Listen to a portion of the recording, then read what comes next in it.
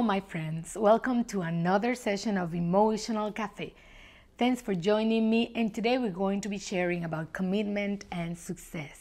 We all want to be successful, but sometimes we tend to relate the term success to certain people or certain traits, or this person having certain opportunities, or this other person belonging to a family, and we kind of give a reason for these people to be successful, and we don't really feel that we can achieve success as well.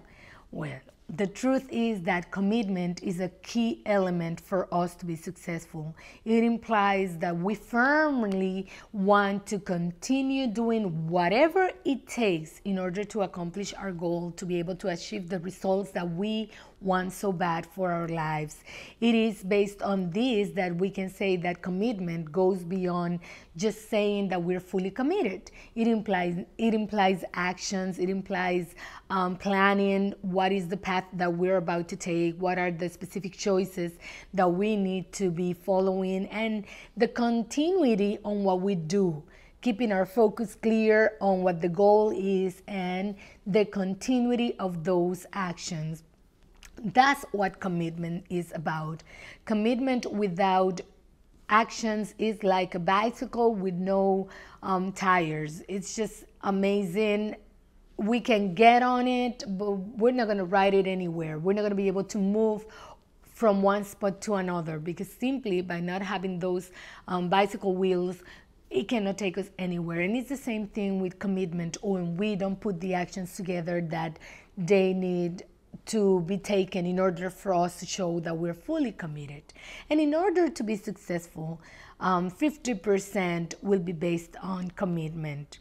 I want to share with you 5 types of commitments that are important for us to be successful.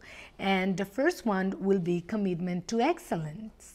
When we want to be better, when we want to be excellent in everything we do, then we are fully committed. When we don't, if we don't improve, we get worse. If we don't get better, we just simply get stagnated, we get stuck where we're at. So in order to be successful, we need to be fully committed to being excellent, not just doing what is expected for us to do, not just doing what we were told to do, but to do a little bit more, to do a little bit better, to try to push ourselves to our highest and fullest potential ever. That's what commitment to excellence is about. It's just not settling for being good at what we do, but wanting to be much better, wanting to be remembered by what we did. And that's what excellence is about. The second type of commitment is commitment to learning. Some people have the attitude that there's nothing to learn. I like to believe that every day we learn something. Everybody gets to teach us something. Every situation teaches us something. So being willing to continue learning will imply that we take resources and time and we invest it in ourselves to be better as a human being, but also as a professional. We continue gaining knowledge. We continue learning new skills, new concepts. We continue on our growth, but not only on the emotional level, but also the professional level. If we want to be better on what we do, we need to continue growing and learning more about that specific field that we have decided to perform in life. So this is extremely important, because this is part of what's going to make us successful. The third type of commitment is commitment to solutions. Instead of always talking about the problems, and instead of always focusing on the problems and the obstacles that we may encounter, we need to think that with every problem there's a solution to it, or sometimes even more than one solution.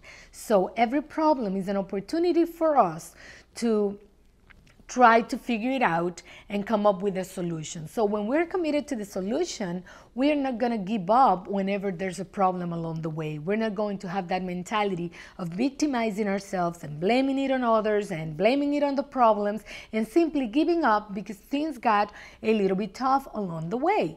It is very important because it is a matter of perspective. And seeing the problem as an opportunity is really going to be a great way to stretch our growth and push us forward. So keep that in mind. The fourth type of commitment is commitment to others. We need people. We need to have a support system. We need to have people we can rely on, and people need to be able to rely on us. Some people like to isolate themselves. Some people want to say that they don't need anybody. Sometimes I have been assisting individuals that say to me, Xiomara, I can do this on my own. I don't need anybody. I'd rather do this alone. But the truth is that we need people. And actually, people are a great source of learning. I think they're also are teachers of tolerance because we learn to deal with our differences, and accepting our differences is a huge challenge itself.